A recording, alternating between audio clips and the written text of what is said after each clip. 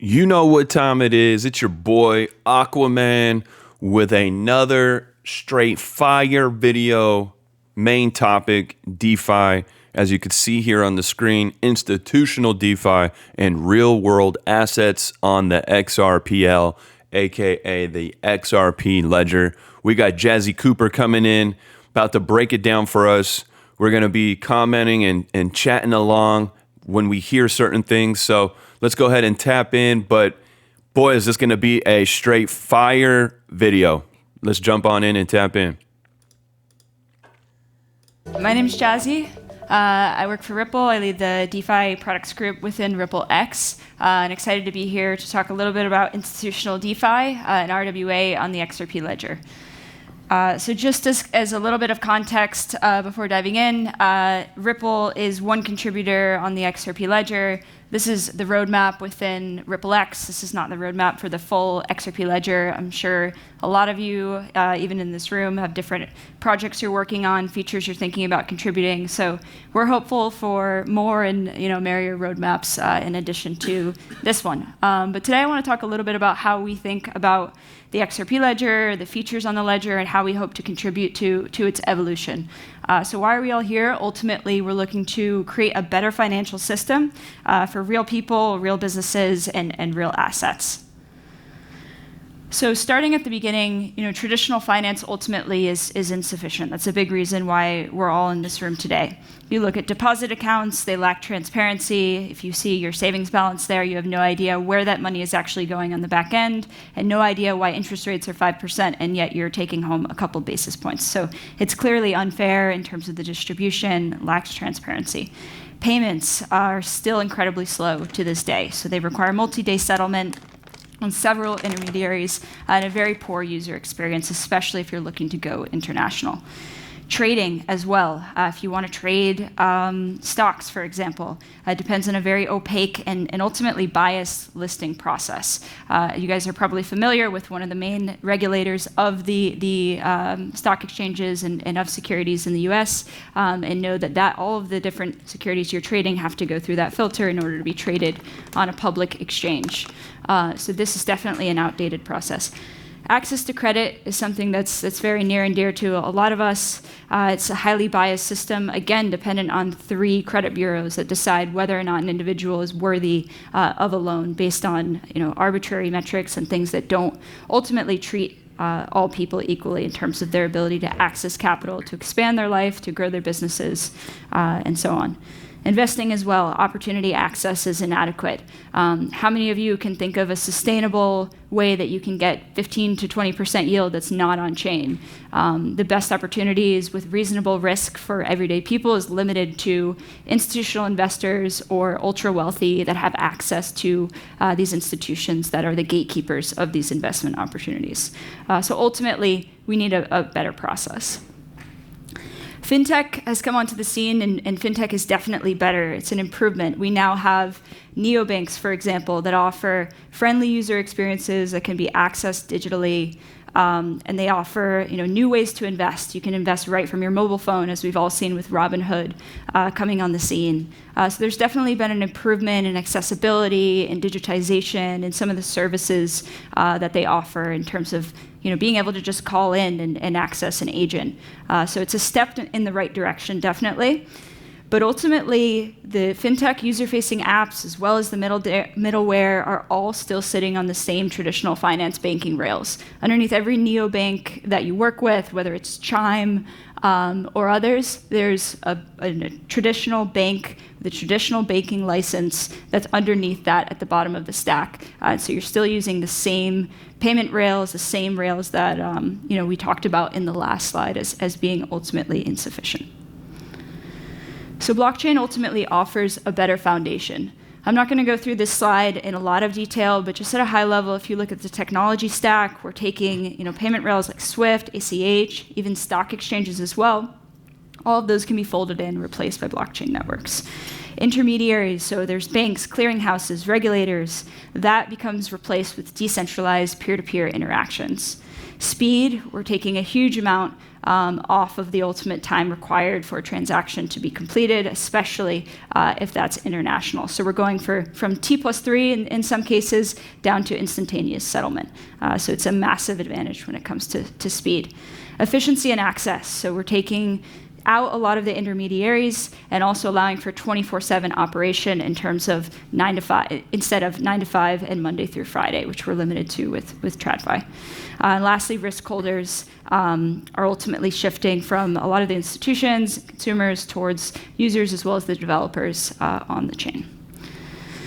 So looking at some blockchains, blockchain networks at a glance, one way that I like to think about it when introducing the XRP ledger is to think about a spectrum of programmability. So on the left, we have the Bitcoin network, which was brought onto the scene in 2008 as basically a means of exchange, and then evolved to become more of a store of value over time. But there's virtually no programmability. All you can really do is hold Bitcoin, send it to another person, but even that is relatively slow. It's kind of very, very fixed in terms of its functionality. Several years later, 2014, Ethereum came onto the scene, and they're the polar opposite on that spectrum. So you have near Turing complete or Turing complete, EVM programmability, whatever a developer can think of, they can build. So limitless applications with complexity. That's really great if you want to think of anything and everything to build. There are some downsides to that, which we'll talk about later. And that's why XRPL came in to kind of be somewhat of a middle ground. So introduced in 2012 as a bit better Bitcoin, originally XRPL offers low latency, low cost, purpose-built for payments and value transfer.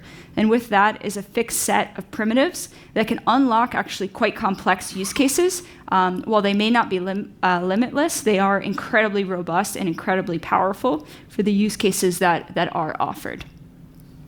So let's talk a little bit about XRPL primitives, what they look like today, and how Ripple is looking to contribute and help to expand this set of primitives.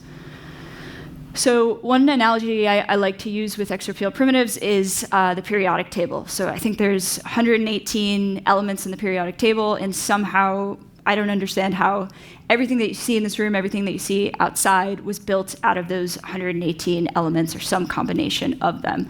I think that's magical, and I love that as sort of an inspiration for how we can think about the building blocks of the XRP ledger. If we just get the right primitives, if we just get the right elements available, you can ultimately compose almost anything that's possible within the universe of XRPL. So I think that's an exciting sort of North Star that we can think about as we continue to build out this set. And a few attributes of primitives in particular. So they're intended to be simple and accessible. They're intended to be low risk. So I mentioned smart contracts before. If you look at EVM smart contracts, anyone can code one up, push it to the blockchain. It's publicly available right away. With XRPL primitives, they go through an unfortunately slow, but ultimately high fidelity, high review, audited, and these primitives are not adopted and available on the ledger until all UNL validators agree that they've seen the audits, they've seen the performance tests, they know that this new code is effectively bulletproof. There's no risk that it poses to users or the ledger, or at least minimal risk, as low as they can get it. So definitely a value prop that we really believe in terms of primitives.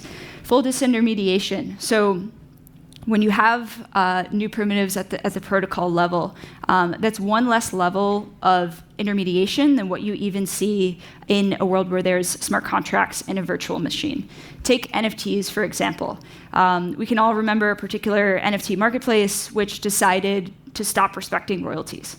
The whole point of NFTs is to remove the intermediaries between the issuer, the artist, for example, and their fans. So if all of a sudden you start telling the issuer, who's the artist, you no longer have control of your whole asset, why did we migrate to these new rails to begin with?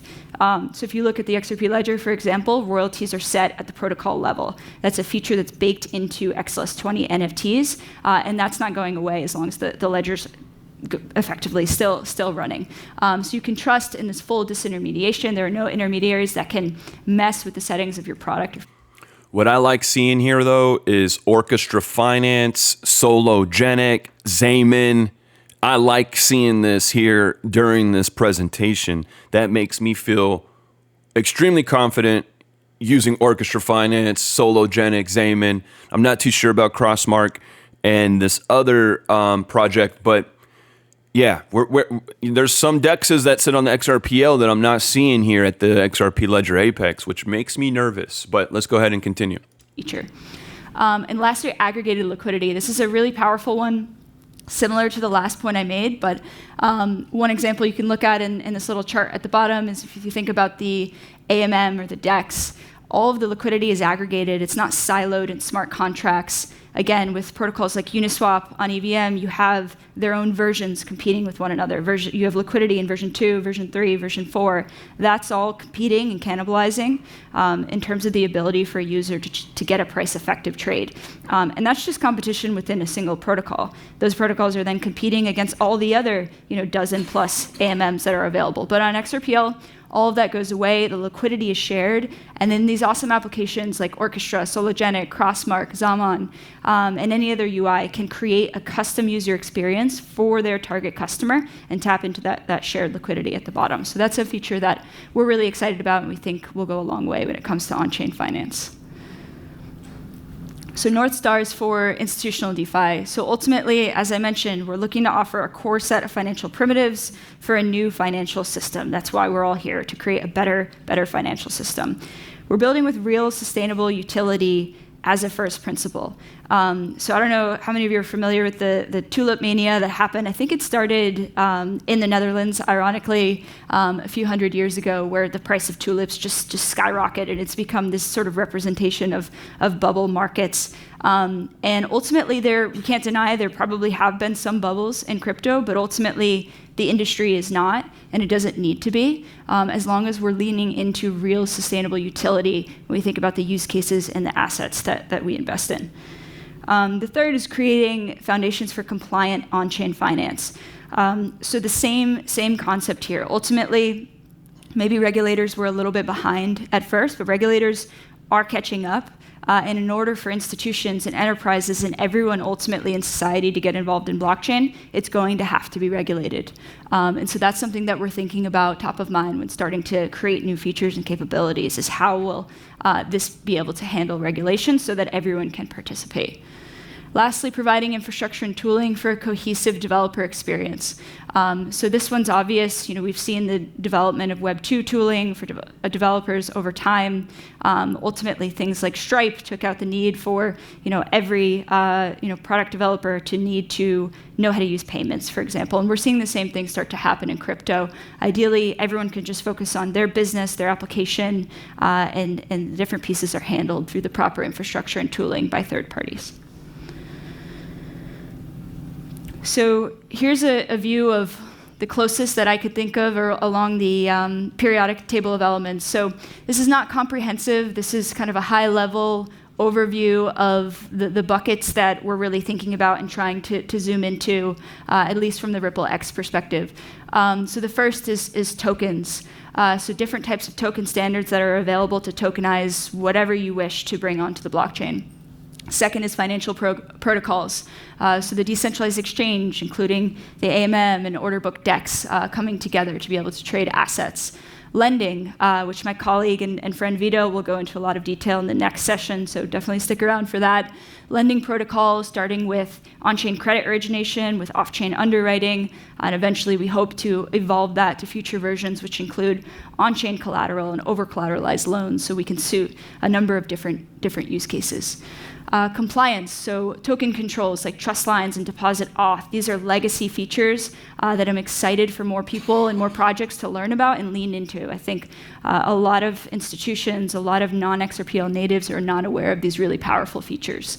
Issuer controls as well. So a lot of issuers are faced with heavy regulatory requirements that they need to abide by. So features like freeze, clawback, authorized trust lines, and I'll go into more detail in a later slide. And lastly, identity-based controls like DID, on-chain VCs, for example. In the infrastructure column, we'll talk a little bit more about bridges, as well as oracles and sidechains as some of the key pieces here that come together as our XRPL primitives.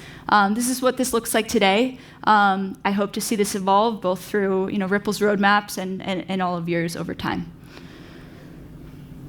So diving into a little bit more detail into each of those categories. So tokenization is just the first step of the journey. So you have something off-chain, you have currencies, commodities, securities, real estate, for example, and you want to bring it onto the blockchain.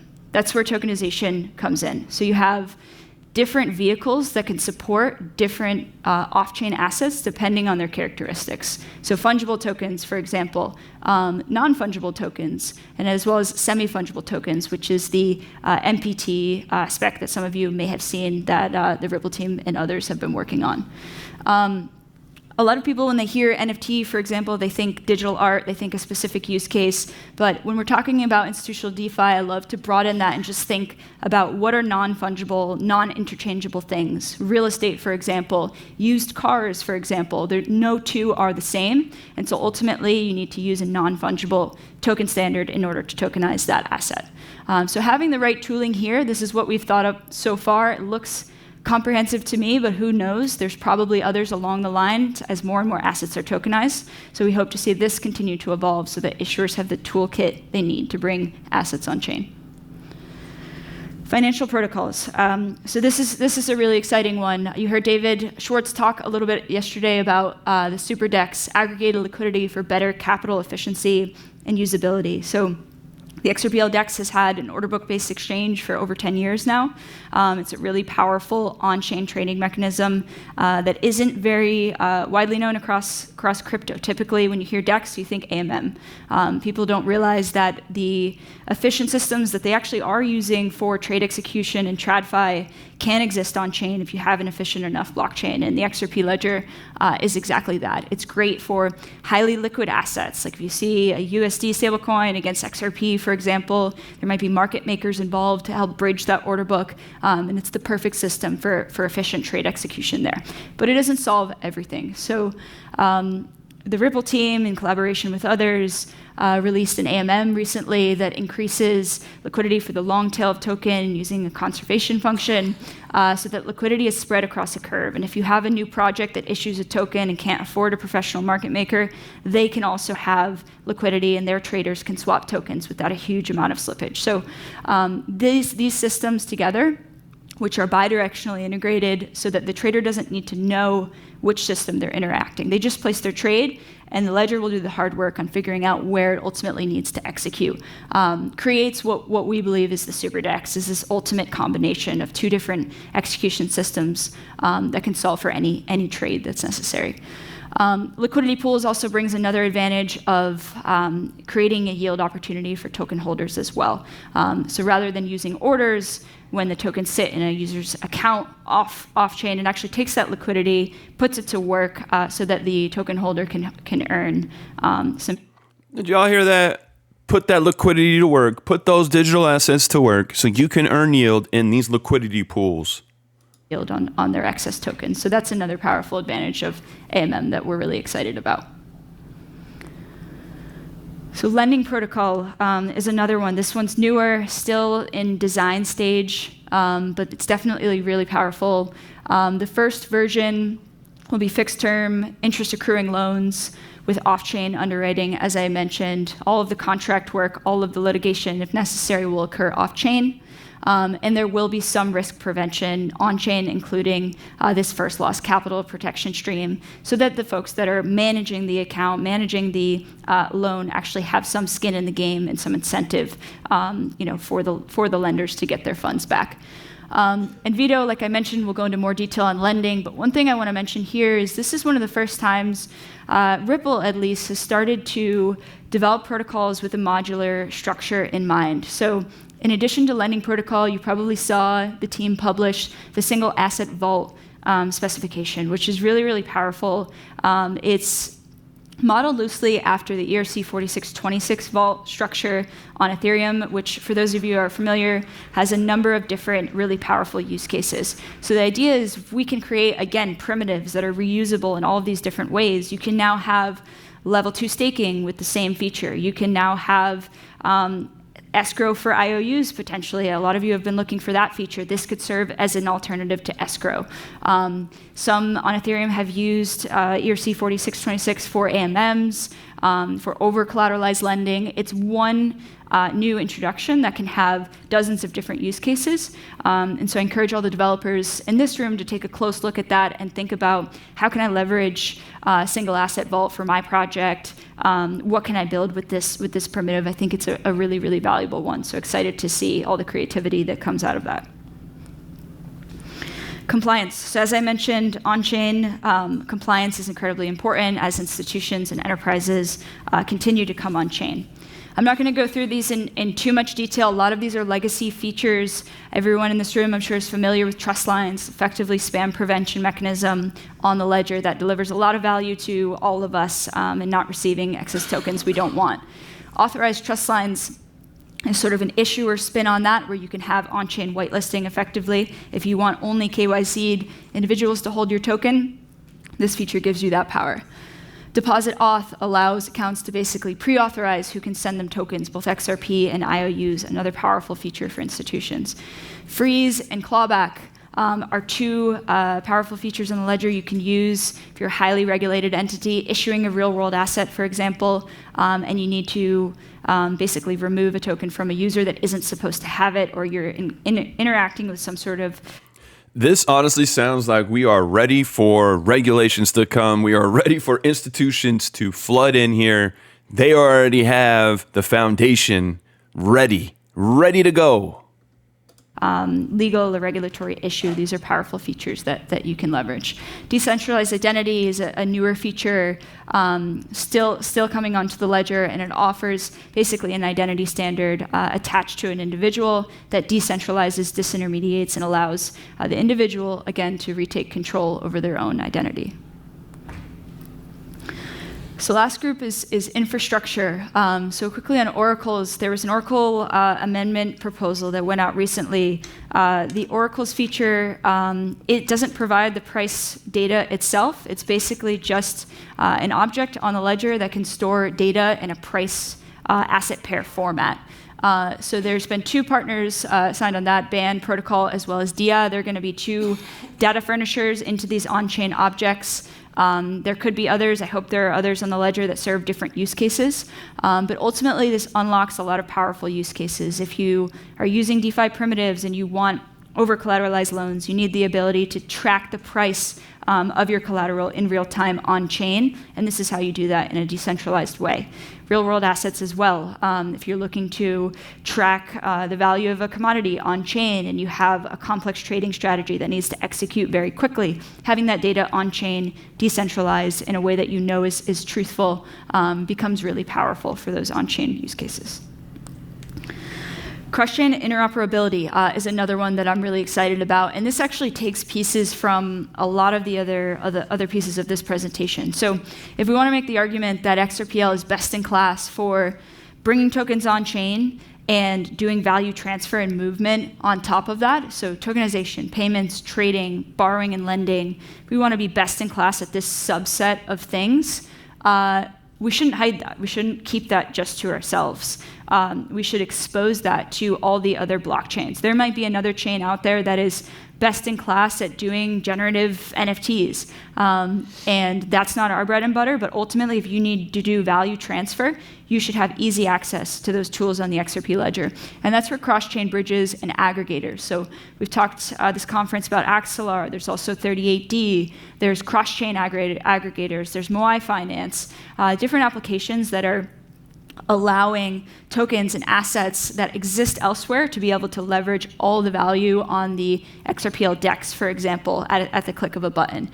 So cross-chain is becoming really important and going to allow all of these chains, Solana, Cosmos, Ethereum, to all benefit from these really powerful features on the XRP ledger. And XRPL sidechains as well, which I'll talk about in the next slide.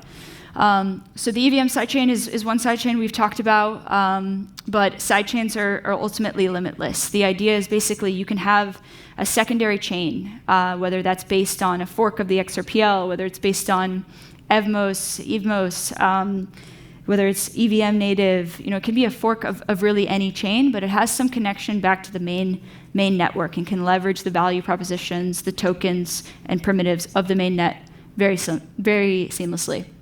An advantage of this is when you look at enterprises, for example, imagine you're a bank and you're not able to operate on a public chain just yet.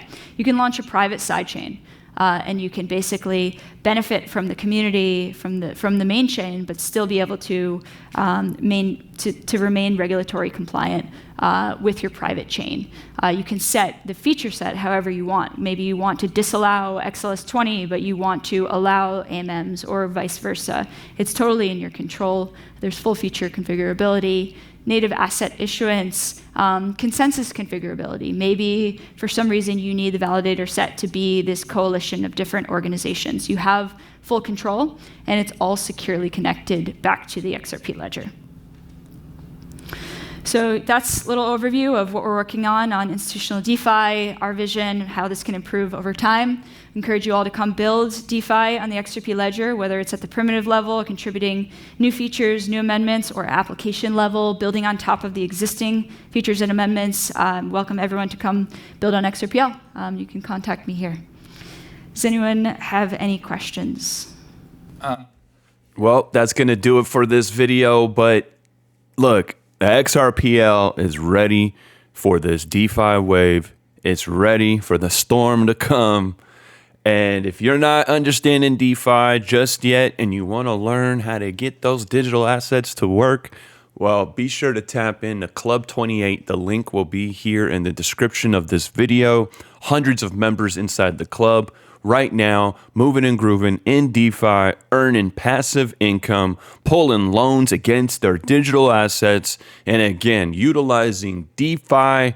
And right now, there's only about 5 million people that understand DeFi, and that's on a global scale. So that's below 1% of people, of the population, that even understand DeFi. So I hope this video kind of gave you some more clarity when it comes to DeFi, and I really hope to see y'all in the side Club 28. Much love, enjoy your day.